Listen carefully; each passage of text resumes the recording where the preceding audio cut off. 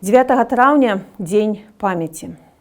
Дзень, калі мы ўспамінаем тых, хто перамог нацызм у другой сусветнай вайне і тых, хто не вярнуўся дадому.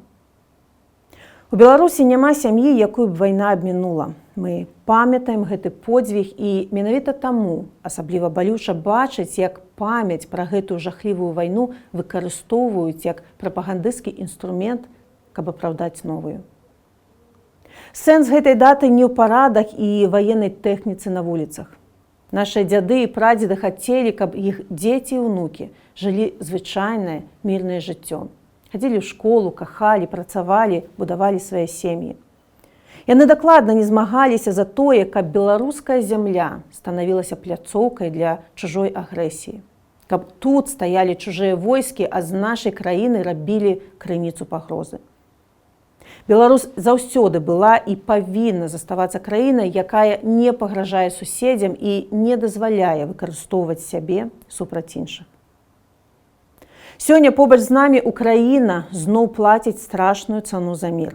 За права жыць на сваёй зямлі, размаўляць на сваёй мове і будаваць сваё ўласнае жыццё. Мы бачым, як вайна забірае жыцці, разбурае дамы, разлучае сем'і.